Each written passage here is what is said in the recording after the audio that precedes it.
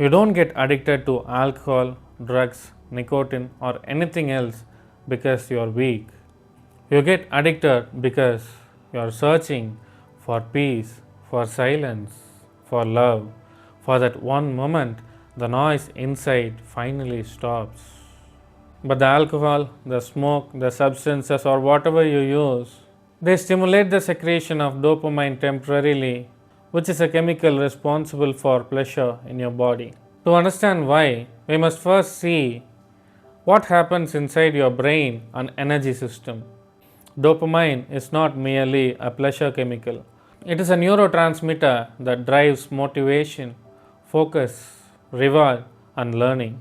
When the dopamine is secreted in healthy amounts and rhythm, it creates energy, mental clarity, confidence, inner satisfaction, drive to take purposeful action. But when stimulated using external substances, it quiets the storm inside you temporarily.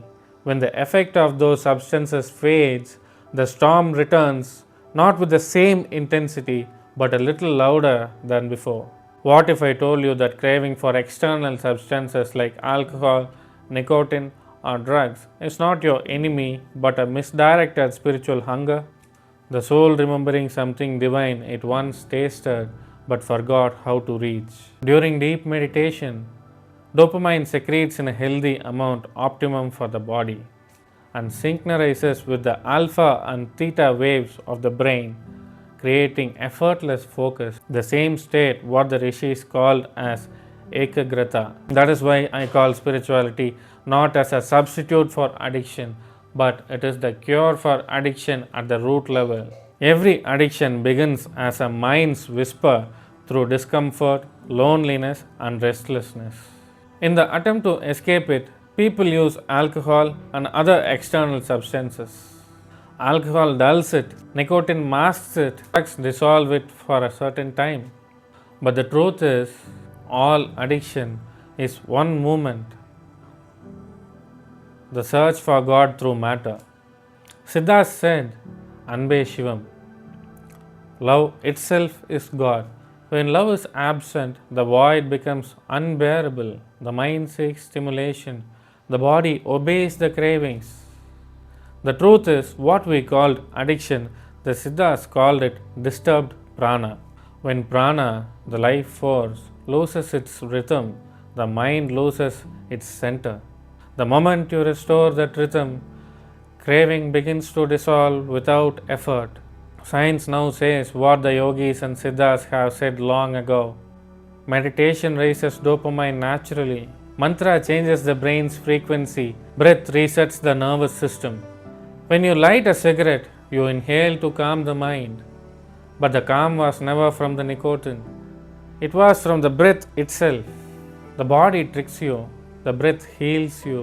When you drink liquor, you seek expansion. You forget the sense of I for a certain time until the effect of alcohol reduces.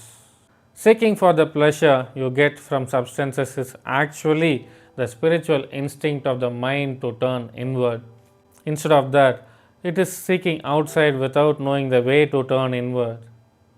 True spirituality gives you the bliss beyond what the substances gives you without disturbing the clarity in your mind. Tannai arindal tuyarillai, said the Siddhas. When you know yourself, the suffering ends. Thirumoolar, in one of his verses of Thirumandram, said, புள்ளினும் மிக்க புறவையம் மேற்கொண்டால் கள்ளுண்ண வேண்டாம் தானே கழிதரும் துள்ளை நடப்பிக்கும் சோம்பு தவிர்ப்பிக்கும் உள்ளது சொன்னோம் உணர்வுடையோர்க்கே. English translation of it goes like, if one rides the steed mightier than the winged bird, there is no need to drink wine, for the soma secretes within. It makes one dance in ecstasy, drives away sloth. This secret we tell only to those who seek awakened awareness. The steed mightier than the winged bird represents the Kundalini Shakti, the supreme inner power lying dormant at the base of the spine. When one redirects this outward flowing prana much faster than a winged bird from Mooladhara to Sahasrara through Sushmana by practicing Vasi, the secret pranayama technique of the Siddhas, which is mightier than a powerful horse. This secret we tell only to those who seek awakened awareness. Is Siddha Thirumoolar's reminder that such alchemy cannot be transmitted to unready mind. It reveals to seekers who are ready to turn inward but not outward for liberation. Thus, Thirumoolar directly points out that when consciousness is awakened, external addictions like alcohol naturally fall away, not by suppression but by transcendence. Through meditation, the same chemical pathways that once sought intoxication becomes instrument of stillness. What was addiction becomes absorption. When you get tuned to that inner stillness and taste the spiritual ecstasy and peacefulness, you will no longer find any of the substances you once used give the joy, pleasure, and happiness that spirituality gives. Tantra never condemned desire, it transmuted it. The Aghoris say, the poison which kills also heals. If alcohol was your unconscious offering to the deity of desire, make your awareness a conscious offering to the deity of freedom, of liberation. You don't fight addiction by suppressing it. You observe it like a rishi observing his thoughts. Each time you watch the urge arise without acting, you purify a layer of karma. The fire of awareness burns the seed of compulsion. This is the real Aghora, not the skulls or smoke, but the courage to look at your own darkness and see Shiva dancing there. Now you may question how to get tuned to this and where to learn all these things. I'll give some simple techniques now which you can practice in your daily life. To reach that state, there are some other advanced kriyas like Vasi, the secret pranayama of the Siddhas. If needed, you can learn by joining the Rewiring the Being program I am conducting. Now, we will see the 3 simple shifts in your lifestyle that can be practiced to help you get out of your addiction. The first technique is called the breath reset. When the urge comes, stop, close your eyes, take 11 deep breaths and just watch the movement of air in and out.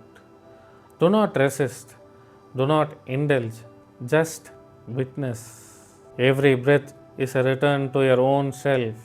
If you do this whenever you get the craving to do something, you will see the cravings dissolve by itself.